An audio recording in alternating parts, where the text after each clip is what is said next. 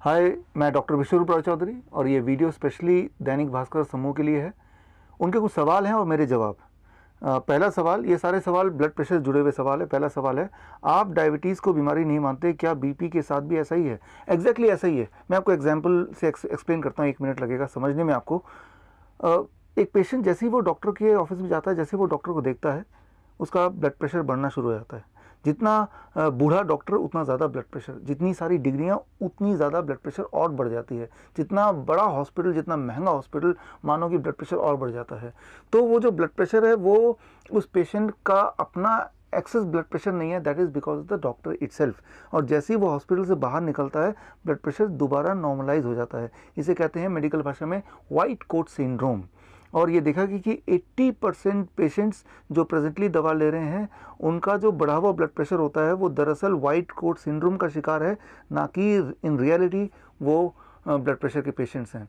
सो 80% लोग आप में से जो लोग दवा ले रहे हैं, एक्चुअली आपको दवा की आवश्यकता ही नहीं है, वो सिर्फ मोमेंटरली होता है। आपका अगला सवाल है, बीपी बढ़ना ज़्यादा खतरनाक है या कम होना? कैसे समझ आता है कि बीपी कंट्रोल में नहीं है? देखिए, बोथ द वेज। बहुत ज़्यादा होगा तो भी दिक्कत आ सकती है, बहुत कम रहेगा हमेशा तो भी दिक्कत आ सकती है। अब बहुत ज़्यादा कितना होता है? 160/100 से नीचे कुछ भी है तो वो बहुत ज़्यादा नहीं मानेंगे। हाँ, 160 से बाई 100 लगातार रहता है, घर पे भी, हर मौके पे भी, तो उसे ज़्यादा बोल सकते हैं। सिमिलरली 100/60 तक ओके है, उससे नीचे लगातार रहता है तो वो कम बोल सकते हैं। लेकिन यहाँ भी जैसा आपने पूछा है कि कैसे पता चलेगा बीपी ज़्यादा है या कंट्रोल या कम है? जब आपको डिस्कम्फर्ट होगा, हेडेक होगा, लेथार्जिक होगा, वीकनेस होगा, तो ये सारे इंडिकेशंस हैं कि blood pressure is not in the right place. So अगर कोई सिम्टम नहीं है तो जो आपका ब्लड प्रेशर है वो आपके लिए ठीक ब्लड प्रेशर है, need not to worry about it. आपका अगला सवाल है, रिसर्च कहती है कि मोबाइल फ़ोन से भी बीपी बढ़ सकता है, आपके अनुभव से क्या सचमुच ऐसा होता है?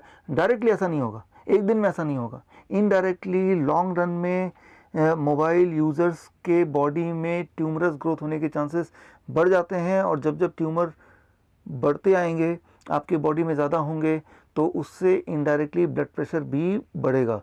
सो ब्लड प्रेशर का बढ़ना कोई बीमारी नहीं है, वो सिम्टम ज़रूर हो सकता है कि बॉडी में कोई नेगेटिव बदलाव आया है। आपका अगला सवाल है, किसी को बीपी की परेशानी हो तो उसे सबसे ज़्यादा किस चीज़ से डरना चाहिए?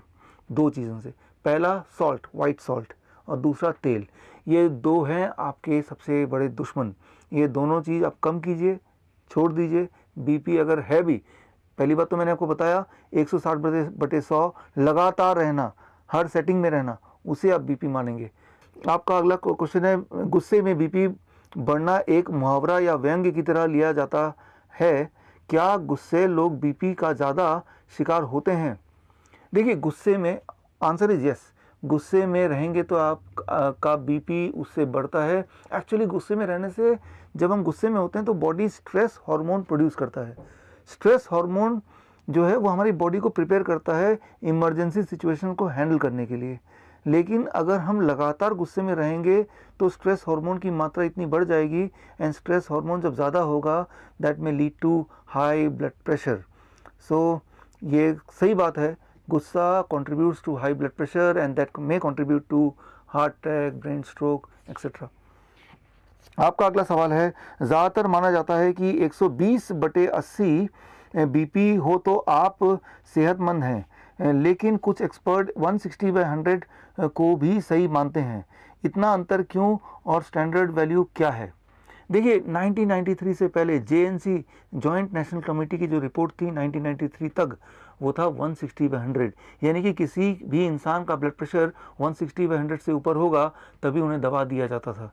लेकिन उसके बाद JNC 5 आया, और अभी प्रेजेंट की बात आपने लिखा है 120/80, पहले 140/90 आया, उसके बाद 150, 120/80 तक पहुंच गया।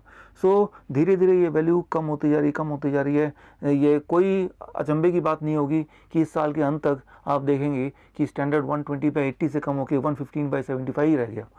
बोलने का मतलब ये है कि धीरे धीरे धीरे धीरे under the influence of pharmaceutical company ये जो आंकड़े हैं ये स्क्वीज होता जा रहा है, और जैसे जैसे आंकड़ा स्क्वीज होता जा रहा है, क्या हो रहा है, वैसे वैसे ऐसे लोग जो ब्लड प्रेशर की दवा जिनको रिकमेंड की जा रही है उनकी तादाद बढ़ती जा रही है। ऑल्दो दे आर हेल्दी, लेकिन सिर्फ कागज़ में दिखाया गया है, साबित किया गया है कि आप एक पेशेंट हैं।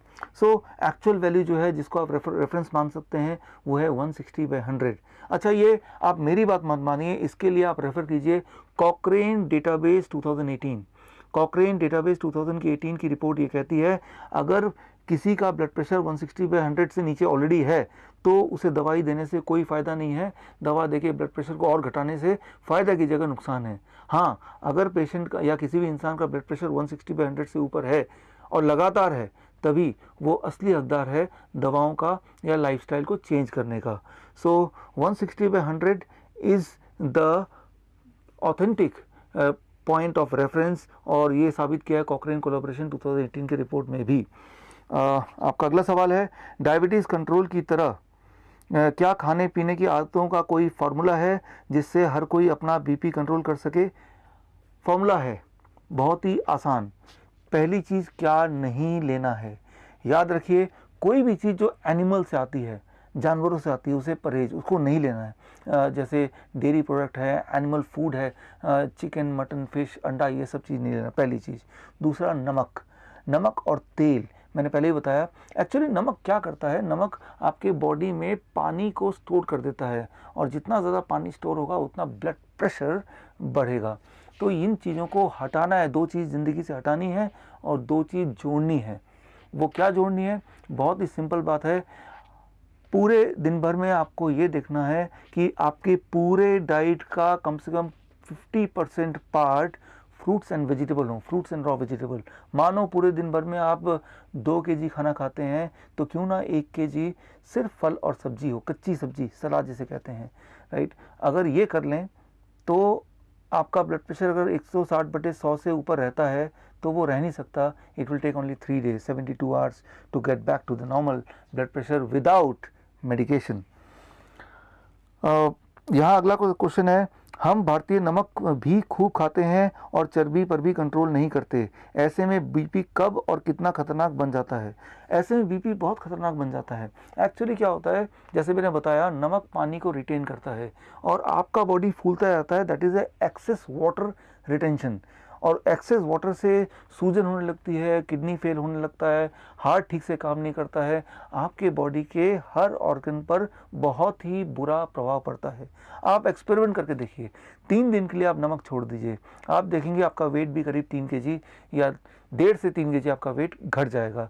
तो वो जो घटा वेट है वो फैट बर्न नहीं हुआ, वो आपकी बॉडी में जो एक्स्ट्रा वाटर था वो गायब हो गया। अब साथ में आप अपना ब्लड प्रेशर देख लीजिए, वो भी आपको कम मिलेगा। सो यानी कि वो जो एक्स्ट्रा वाटर था वो आप धो रहे थे, वो आपके बॉडी के लिए, हार्ट के लिए, इवन लंग्स के लिए, किडनी के लिए बहुत बड़ा बर्डन था। सो यही मैं बोलूँगा कि नमक को आप ख़त्म कीजिए। कैसे? एक याद रखिए बात, बहुत ही सिंपल। इंसान का बना हुआ कोई भी वस्तु में नमक खूब होता है, सोडियम बहुत ज़्यादा होता है। बिस्किट है, ब्रेड है, कोई भी पैक्ड फूड है। और भगवान के बने हुए किसी भी वस्तु में सोडियम, नमक बहुत ही कम होता है, जैसे fruits and vegetables, nuts, seeds, green leaves. So आप कोई भी चीज़ जब खाएं तो अपने आप से पूछिए, ये भगवान ने बनाया या इंसान ने बनाया? भगवान ने बनाया तो फ़ौरन खा लीजिए, उसे कुक करने की आवश्यकता नहीं है। ऐसा कर पाएंगे तो आपकी बीपी अगर बढ़ी है तो घट जाएगी, और बढ़ी नहीं है तो बढ़ेगी नहीं। अगला क्वेश्चन यह है, क्या बच्चों को भी बीपी की समस्या होती है? बच्चों को बीपी की समस्या होती है, डेफिनेटली होती है। अगर हाँ तो किस उम्र से और किन बातों का ध्यान रखना चाहिए? करीब 15 साल, 16 साल। उससे पहले बॉडी क्या करता है, बॉडी का एकोमोडेटिव मैकेनिज़्म है, डाइवर्जन मैकेनिज़्म है, जिसकी वजह से वो सॉल्ट कितना भी खाएंगे, चर्बी कितना भी खाएंगे, उसके बाद भी ब्लड प्रेशर एक पर्टिकुलर रेंज के अंदर ही रहेगा, because it will contribute to something else, right. वो बर्डन करेगा हार्ट और बर्डन करेगा किडनी पे ब्लड प्रेशर को मेंटेन करने के लिए। लेकिन 16 साल के बाद ये मैकेनिज़्म बॉडी का धीरे धीरे एकोमोडेटिव जो मैकेनिज़्म है वो कम होने लगता है। As a result of that 16 साल के बाद भी बच्चे बीपी के पेशेंट बनना शुरू हो जाते हैं। बीपी का पेशेंट मतलब ब्लड प्रेशर हाई 160/100 से। लेकिन ब्लड प्रेशर एक सिम्टम है, वो कोई बीमारी नहीं है। ब्लड प्रेशर ज़्यादा का मतलब ये है कि बॉडी में कुछ गड़बड़ है। मैं आपको उदाहरण से समझाता हूँ। ये पाइप है, ये मैं वाटर में फिट कर देता हूँ, टैप में फिट कर देता हूँ, मान लो ये पाइप, और पानी यहाँ से बह रहा है। अब वाटर का प्रेशर है पानी टैप पाइप के अंदर। अब पाइप को अगर मैं दबा दूंगा तो यहाँ वाटर प्रेशर बढ़ेगा या घटेगा? बढ़ जाएगा, वाटर प्रेशर बढ़ जाएगा। डायमीटर जैसे जैसे पाइप का घटेगा वैसे वैसे वाटर प्रेशर बढ़ेगा। Clear? Less diameter of the pipe, more water pressure. यही बात है, यही बात हमारे बॉडी के ब्लड वेसल्स में भी है। हमारे बॉडी का जो ब्लड वेसल है वो लगभग 1 लाख किलोमीटर तक है, और वो पाइप की तरह है, यहाँ पे पानी की जगह ब्लड फ्लो कर रहा है। और होता क्या है कि अंदर ब्लॉकेज हो जाते हैं। जैसे जैसे ब्लॉकेज होता है तो डायमीटर कम होने लगता है, जैसे जैसे डायमीटर कम होने लगता है so water pressure, sorry blood pressure बढ़ने लगता है, ब्लड प्रेशर बढ़ जाता है। सो जब भी ब्लड प्रेशर ज़्यादा होगा किसी का लगातार, इसका मतलब उसके बॉडी के अंदर, पूरे बॉडी में हज़ारों जगह पे ब्लड वेसल्स के अंदर छोटे छोटे ब्लॉकेजेस हैं, और वो कई सारे जब ब्लॉकेज बन जाते हैं तो बॉडी एकोमोडेट करने के लिए, ब्लड सर्कुलेट करने के लिए ठीक से ब्लड का प्रेशर ऑटोमेटिकली बढ़ा देती है। सो ब्लड प्रेशर प्रॉब्लम नहीं है, प्रॉब्लम यह है कि बॉडी में इंडिकेशन है कि बहुत सारे छोटे छोटे ट्यूमरस ग्रोथ है या ब्लॉकेजेस हैं। सो अगर आप दवा लेके ब्लड प्रेशर को घटाएंगे भी तो भी जो मेन कॉज है, कॉज तो ब्लॉकेज है, वो तो वहीं का वहीं है, तो कॉज वहीं का वहीं है। यानी कि आप जब भी दवा लेते हैं ब्लड प्रेशर घटता है, but at the cost of making you more sick. आपके हार्ट को कमज़ोर करके मेडिसिन आपके ब्लड प्रेशर को घटाती है, ना कि उस ब्लॉकेज को हटा के।